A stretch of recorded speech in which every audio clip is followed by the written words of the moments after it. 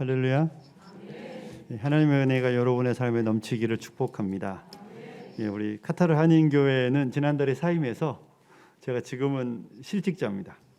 다음 주에 이제 서울에 있는 교회에 부임하게 되어서 귀국하게 되었습니다. 오늘 우리 기도하시는 집사님께서 우리가 알지 못하는 걸 알게 해달라고 기도했는데, 목사의 설교에는 모르는 게 아무것도 없습니다. 여러분이 다 알고 있는 내용, 이미 알고 있었던 내용을 함께 새로이 생각하는 시간이다 생각하시면 좋겠습니다. 여러분 혹시 우리가 2020년이 이제 지나갔는데 이런 이야기를 하잖아요. 잃어버린 2020년, 이런 평가를 내리는데, 최근에 저는 재밌는 내용을 하나 접했습니다. 가장 평화로웠던 2020년이라는 이야기를 어떤 분이 썼더라고요. 여러분 어떻게 생각하십니까? 잃어버린 시간일까요? 지난 세월들 속에서 한 번도 그렇게 평화롭게 지낸 적이 없었던 2020년일까요? 아직은 잘 모릅니다. 그렇죠? 하지만 개인적으로도 보면 2020년은 참 우리가 가족과 함께 많은 시간을 보냈던 것 같습니다. 한 번도 그렇게 가족과 함께 아침, 점심, 저녁을 먹었던 일이 별로 없었는데, 아침, 점심, 저녁을 함께 먹고 자녀들과 함께 집에서 싸우기도 하고 다투기도 하며 많은 시간을 보냈던 시간은 아마 앞으로도 다시 오지 않지 않을까 하는 생각을 해보면서 2020년은 새로이 평가될 필요가 있다라는 생각을 하는 것을 접하면서 그럴 수도 있겠구나 이런 생각을 해보았습니다. 사랑하는 교우 여러분, 여러분은 코로나 시대 속에서 어떻게 지내고 있습니까? 꼭 해야 되는 일들을 잘 하고 있습니까? 우리가 꼭 해야 되는 일들이 무엇일까요? 제가 카타르에 있을 때 정말 깜짝 놀랄 이야기를 들었습니다. 왜 깜짝 놀랐냐면 저희 새벽 기도가 5시거든요. 5시에 새벽 기도를 나오려면 저는 보통 4시에서 4시 20분에 일어나는데요. 우리 청년이 자기는 2시 반에 일어난다는 거예요. 다 놀라시잖아요. 그죠? 2시 반에 왜 일어날까요? 할 일이 있으니까 일어나겠죠. 연세 드신 분들은 2시 반에 화장실을 한번 가셔야 되지만 보편적으로 청년은 2시 반에 일어나지 않습니다. 2시 반에 왜 일어나는가 물어봤더니 경건하게 씻고 일과를 시작한대요. 뭐 하나 싶었더니 한국의 주식이 9시 시작하니까 카타르는 2시 반에 일어나야 시차가 6시간이니까 3시가 되면 이제 장이 열리기 때문에 그때부터 차트를 열심히 쳐다보다가 8시에 출근을 한다는 거예요. 제가 욕을 하려다 참았어요. 정말 욕하고 싶어서 이 미친놈이라고. 여러분, 우리가 꼭 해야 되는 일이 그렇게 경건하게 주식 투자를 해야 하는 것일까요? 새벽 기도도 한 번도 안 오는 청년이었는데 2시 반에 일어난다는 말은 저에게 정말 충격이었습니다. 근데 그분만 그러는 줄 알았더니 어느 날, 제가 카타르 떠났으니까, 그죠? 떠났으니까 하는 이야기예요.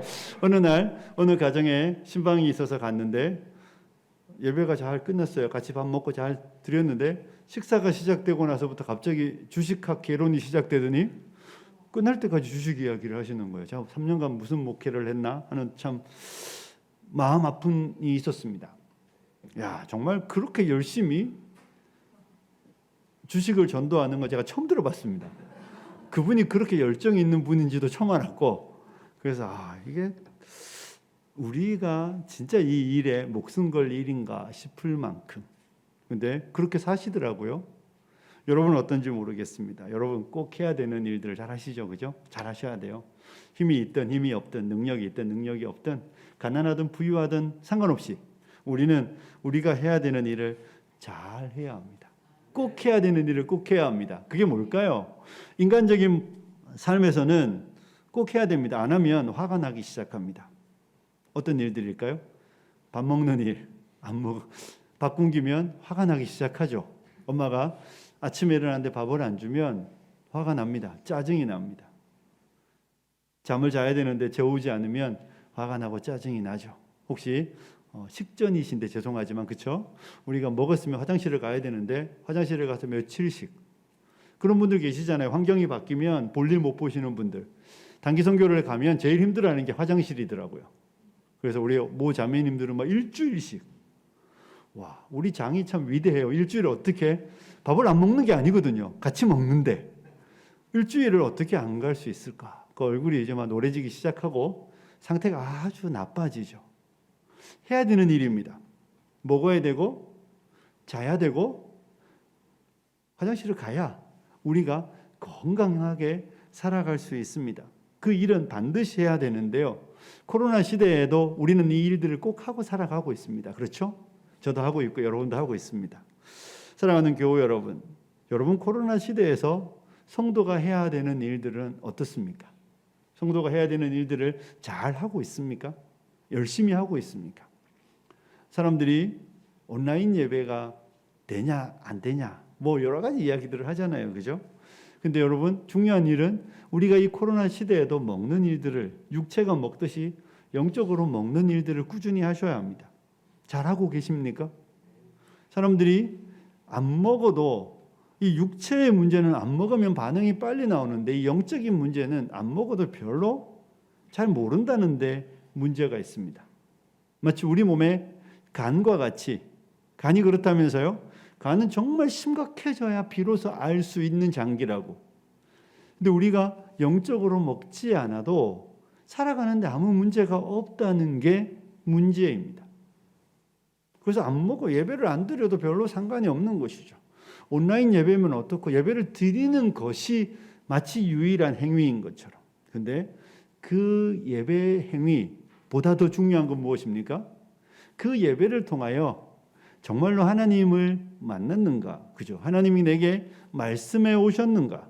하나님께서 나에게 어떤 도전을 하셨고 나는 하나님을 깨달았는가? 이 이야기가 훨씬 더 중요한 이야기거든요. 그런데 오늘날 온라인 예배를 제가 드려볼 때 되게 신기한 건 여기도 지금 온라인 실시간이라면서요. 와, 제가 작년에 12월에 휴가를 나왔었어요. 되게 웃기죠, 그죠? 왜 웃긴가 하면 한 달 뒤에 사임하는데 휴가를 나왔어요. 저는 정의국 목사님이 비자를 받고 들어오리라고는 꿈도 꾸지 않았어요.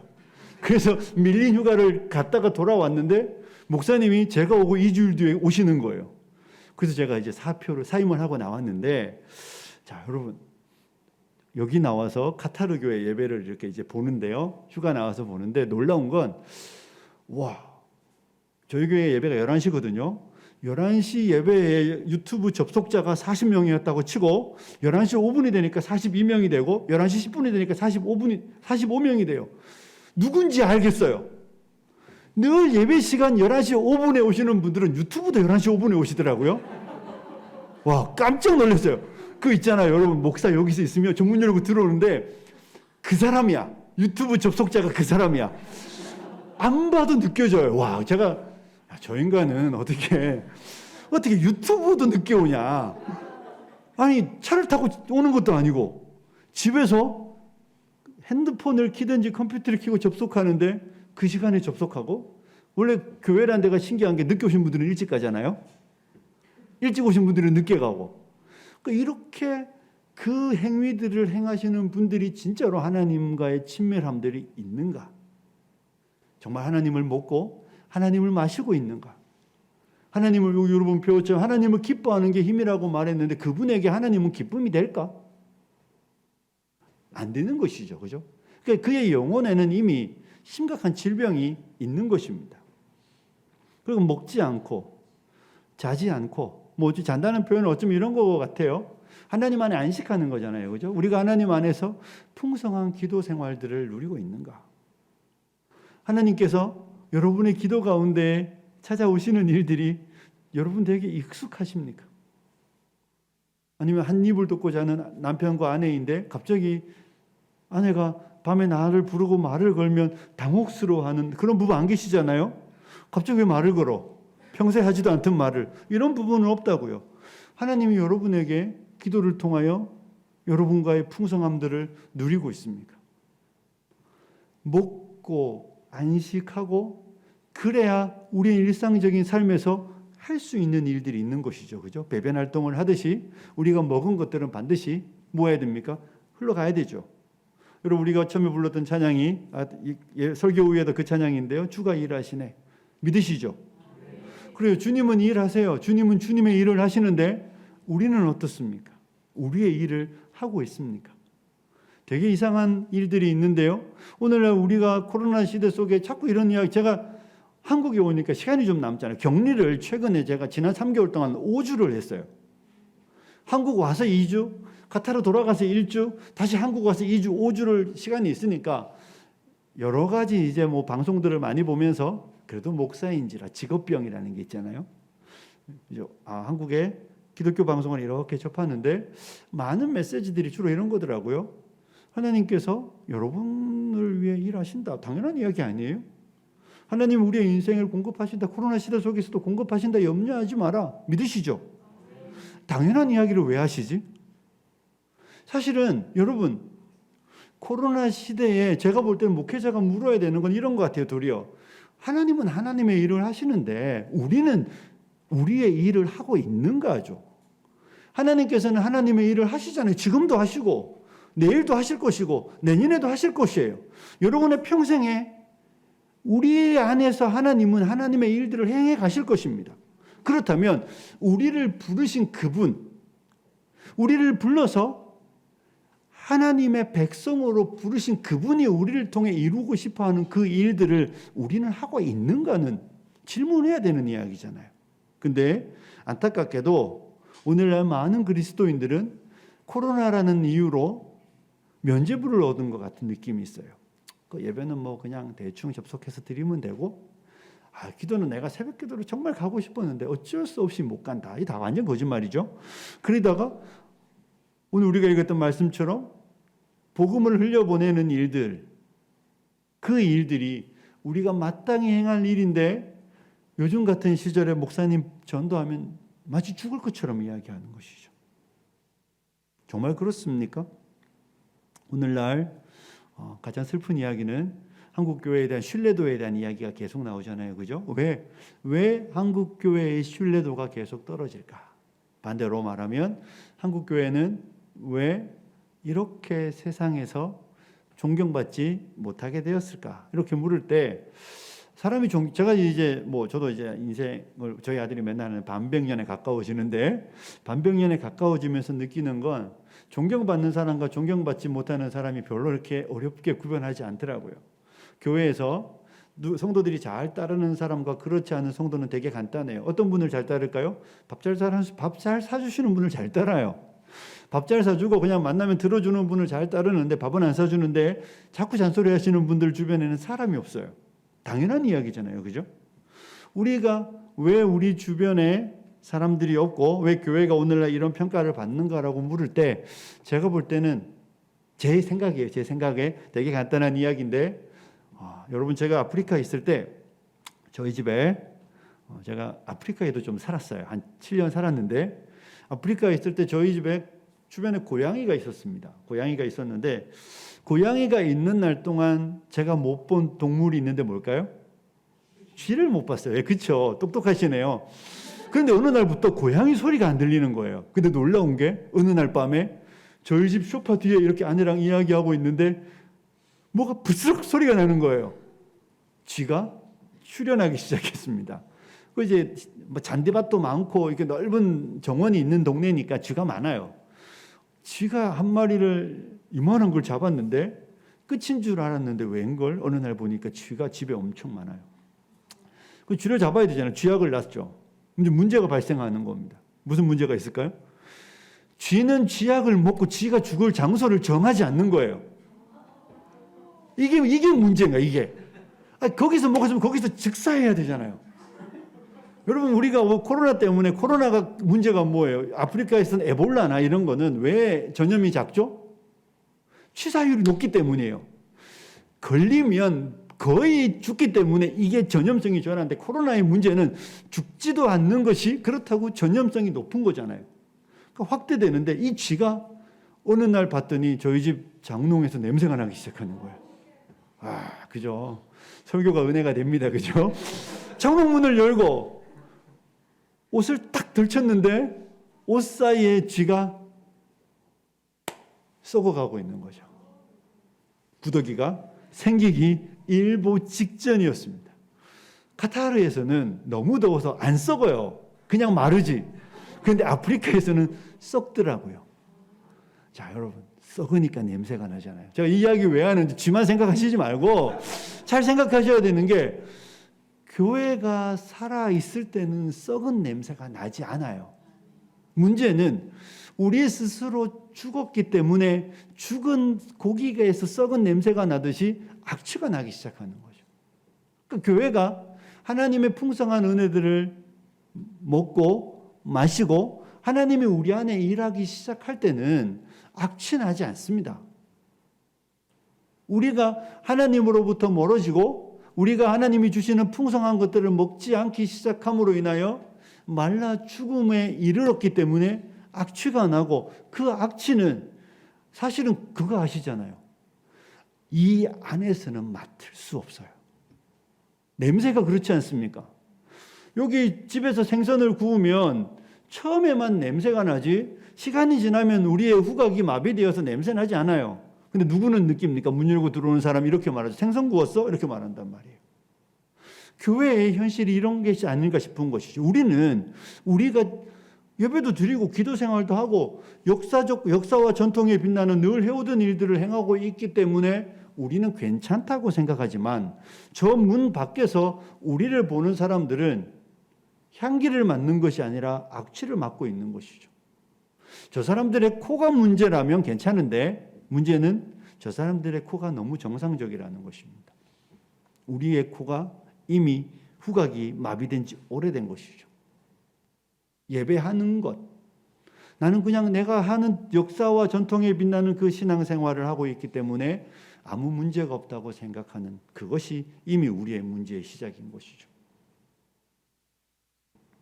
부부관계를 하고 한 집에 살면서 나는 아내랑 많은 이야기를 해라고 생각하지만, 막상 시간이 지나다 보면, 부부싸움 할 때 보면 나는 아내를 몰라도 너무 모르는 것이죠.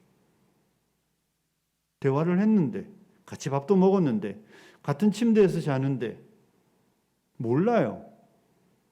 이게 우리의 현실이고, 어느 날 문제가 뻥 터지고 나서 보면 내가 한 입을 듣고 자던 내 아내는 내가 알던 내 아내가 아닌 것이죠. 저와 여러분의 삶 속에서 우리가 늘 신앙생활 행위를 행하는 것이 우리의 의의가 되기 시작하고, 우리가 그 일을 행하고 있기 때문에 나는 지금도 잘하고 있다고 생각할 때 저와 여러분은 이미 죽어가고 있는 것입니다. 하나님 안에서 우리가 살아 있었다면 우리는 향기가 났을 것입니다. 그런데 우리 안에 이제부터인가 생명력을 잃어버리고 하나님이 주시는 그 풍성함들을 먹지 않고 하나님을 안식하는 일들을 잊어버리고 나서 교회는 죽었고, 죽은 교회에서 냄새가 난다고 저는 생각합니다. 사랑하는 교회 여러분, 우리 예수님이 어떤 분이셨습니까? 예수님은 여러분이 아시는 대로 그 바쁜 중에서도 기도하시는 분이셨잖아요. 아버지의 교제의 풍성함들을 늘 누리셨습니다. 그래서 우리 주님은 항상 풍성하셨습니다. 그 충만함이 사람들 사이에 충만함으로 드러났습니다. 아버지의 마음을 늘 느꼈기 때문에 아버지의 마음으로 바라보는 세상에서는, 오늘 우리가 읽었던 본문에서 세리와 죄인들이 바리새인의 눈에는 돌에 맞아 죽을 인생들이지만 우리 주님의 눈에는 불쌍한 사람들이었습니다. 구원받아야 되는 사람이었고 하나님의 나라를 유업으로 받아야 되는 사람들이었습니다. 그래서 주님은 그들에게까지도 복음을 전하셨고, 그 사람들 한 사람도 포기하지 않으신다고 우리에게 말씀해 주고 있는 것이죠. 우리 주님이 육체를 지니시고 사시는 날 동안 그렇게 삶을 살아낼 수 있었던 것은 우리 주님 스스로 먹고 마시는 일들을 게을리하지 않으셨기 때문입니다. 하나님의 백성인 우리들 안에 하나님의 은혜가 늘 주입되지 않으면, 하나님의 백성인 우리들 안에 우리가 주님의 그 충만한 은혜들을 계속 맛보지 않으면, 우리는 언제부터인가 우리의 의무, 우리가 마땅히 행해야 되는 그 일들을 하지 않아도 되는 것처럼 인식하기 시작한다는 것입니다. 이런 양을 찾아가는 일들, 이 코로나 시대 속에서 저와 여러분이 죽어가는 영혼들을 향한 그 거룩한 부담들을 갖는 건 하나님의 백성이 은혜를 누릴 때에만 갖게 되는 거룩한 부담입니다. 영혼을 향한 거룩한 부담은 영혼을 향한 그 사랑, 아버지의 마음을 아는 사람만이 갖게 되는 거룩한 부담이지, 아버지의 사랑을 알지 못하는 사람은 영혼을 향한 부담을 절대로 느낄 수 없습니다. 영혼의 가치가 우리에게 느껴지지 않는데, 그렇잖아요, 그죠? 영혼의 가치가 우리에게 느껴지지 않는데 어떻게 우리가 그 가치 없는 일에 우리의 삶을 헌신할 수 있겠습니까? 가치가 있어야 가치 있는 일에 투자하는 것이죠. 저와 여러분의 마음속에 하나님의 은혜가 있으면 하나님의 은혜가 우리 마음에 부음받되면 우리 안에 역사하시는 성령께서 여러분과 저의 마음을 사로잡으셔서 하나님이 얼마나 우리를 사랑하시는지를 알 때 우리는 영혼을 향하여 거룩한 부담감들을 갖기 시작하는 것입니다. 이 코로나 시대든 아니든 아무 상관없이 저와 여러분은 하나님의 백성 되었기 때문에 이 세대를 향한 거룩한 아버지의 마음을 갖는 것이고, 그 거룩한 마음을 우리 안에 부음받을 때에 우리는 사람들을 향하여 잃어버린 양을 찾아 나서는 그 목자의 마음으로 저와 여러분은 이 땅을 살아가게 되는 것입니다. 사랑하는 교회 여러분, 생명이 천하보다 귀하다고 믿으십니까? 저와 여러분 안에 그 천하보다 귀한 생명을 향한 거룩한 열정과 거룩한 사랑이 있습니까? 바이센 교회는 제가 이런 이야기를 여기서 하는 이유는 여러분 잘하기 때문이에요. 저와 여러분이 제가 여기 한 5주년 예배 때도 왔었고 그 이후에도 한 몇 번 왔는데 우리 목사님 참 지혜로우시죠. 제가 지난달에 휴가 나왔을 때 와서 설교를 하라서 제가 정중히 거절했습니다. 아니 카타르에서 매주 하는 이런 표현 쓰면 안 되니까 그죠? 설교를 굳이 여기 와서까지 내가 그런데 또 도착 왔다고 연락했더니 설교해라 이러더라고요. 그래서 내가 생각해 볼게. 제가 이렇게 말하고 지방을 갔다 올라와서 답을 줘야 되잖아요. 전화를 했더니 설교를 해라 그래서 그래 알았어. 그러면 이제 목사님의 정보는 틀리진 않았어요. 이렇게 말했어야죠. 근데 우리 교회 3번 해야 돼. 이렇게 말해야 되는데 그걸 먼저 했으면 제가 안 한다 그랬겠죠. 해야 돼 이러고 나서 알았다고 하니까 그 다음에 하는 이야기 예배가 몇 시야 물었더니 근데 친구니까 상원아 예배가 3번이야. 야 이건 뭐 뼈도 박도 못하고 그 이제 이게 낚시죠 낚시 낚인 거죠. 제가 만약에 3번 한다 그랬으면 다른 핑계를 대지 않았을까? 야 안 돼 힘들어 못해. 근데 낚였죠. 여러분 하나님의 백성들이 그 마음, 우리 아버지의 마음, 그렇잖아요, 그죠? 하나님의 백성인 우리 안에 하나님의 은혜가 부음받으면 그 영혼을 향한 거룩한 마음이 생깁니다. 제가 카타르에 3년 있으면서 가장 안타까웠던 것 중에 하나는 오래되신 분들이 교회 성도들의 이름을 몰라요. 와. 이런 건 진짜 대박 사건이잖아요. 그죠? 제가 아는데 몰라요. 아니 그러면 이 오래되신 성도의 삶에 있어서 신앙은 도대체 무슨 영향인가?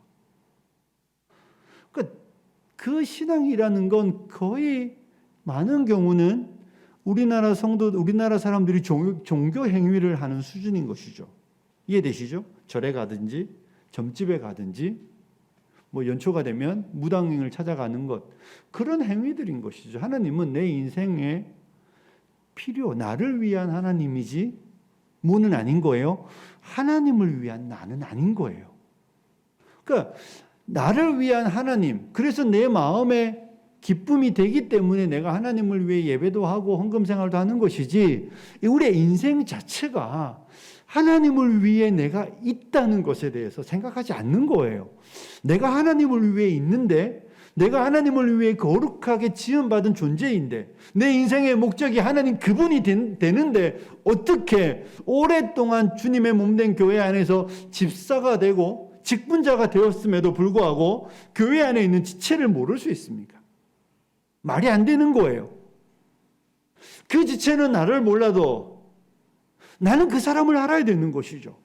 내가 정말로 하나님의 은혜 안에 있다면, 내가 정말로 하나님의 그 풍성한 교제 안에 있다면 하나님은 지체와 지체를 연결시켜 우리의 몸을 이루어 성장케 하시는 분이시기 때문에 그 집사님은 그 성도에게 마음이 가는 게 당연한 것입니다. 그런데 그 풍성하신 하나님의 은혜들을 맛보는 것이 아니라 내게 필요한 이야기들을 듣는 것을 신앙이라고 생각하기 때문에 오랜 세월이 가도 내 삶에는 사람이 들어오지 않는 것입니다. 사랑하는 교우 여러분, 여러분의 기도 속에 사람이 있습니까? 여러분의 기도 속에 정말로 사람이 있습니까? 여기서 제외되는 사람 아시죠? 자식들, 내 남편, 우리 가족은 빼고, 그건 늘 있는 기도 제목이니까 그거 말고 여러분이 지체라고 말하는, 때로는 지체가 되었으면 좋겠다고 생각하는 사람이 여러분의 기도 속에 있습니까? 안타깝게도 오늘날 너무 많은 그리스도인들 안에는 우리 기도에 사람이 없다는 것입니다. 우리 기도에 일들은 많아요. 그런데 여러분, 이 일들은 아버지가 하실 일이에요. 그 일들은, 우리가 염려하는 그 일들은 우리 부모님이 해결하실 일이에요. 여러분의 문제가 아니에요. 여러분이 해결하고 붙잡아서 할 수 있는 일이 아닌 것이죠. 하나님은 우리에게 그 일을 하라고 이 땅에 남겨두신 게 아니잖아요. 그죠? 그 좋은 나라를, 썩지 않고 쇠하지 않는 그 영원한 나라를 우리에게 약속하시고 여기에 있으라고 말씀하셨을 때에는 하나님 우리의 마음에 항상 지체를, 사람을 품게 하십니다. 그래서 성도가 건강해지면, 성도가 충만해지면 사람이 보이기 시작합니다. 사람이 보이고, 사람의 필요가 보이고, 영혼이 보이고, 영혼을 향한 애통하고 애절한 마음이 우리 안에 생겨나기 시작하죠. 그래서 기도하기 시작합니다. 어찌할 수 모르는 그 영혼을 향한 간절한 마음으로, 잃어버린 양을 찾아 나서는 목자의 마음으로 기도하기 시작하죠. 그리고 하나님께 지혜를 구하기 시작합니다. 사랑하는 교우 여러분, 말씀을 정리해 가겠습니다. 저는 이 바위산 교회 사랑하는 성도님들이 코로나 시대에도 우리가 육체를 위하여 먹고 자고 행위를 하는 것처럼 하나님의 말씀을 풍성히 드시고 이 남는 시간들 속에 기도하는 일들을 더 열심히 하셨으면 좋겠습니다. 그래서 하나님의 마음이 여러분 안에, 하나님의 그 열렬하신 그 사랑의 마음이 우리 안에 충만하셨으면 좋겠습니다. 그래서 그 마음의 방향이 성경이 우리를 향하여 가르치는 방향처럼 나의 필요가 아니라, 나의 삶의 염려가 아니라 하나님의 나라와 하나님의 영광, 거창하게 표현하면 이런 것이고, 축소시켜 이야기하면 사람을 향하여, 지체를 향하여 우리가 주님의 손과 발이 되어 품고 사랑하며 섬기며 기도하며, 그래서 그 영혼이 돌아오기까지 기도와 우리의 노력들을 아끼지 않는, 그래서 나를 통하여 누군가가 하나님의 나라를 맛볼 수 있는, 하나님의 나라를 침노할 수 있는 그런 은혜가 있는 성도님들이 되시기를 주님의 이름으로 축복합니다.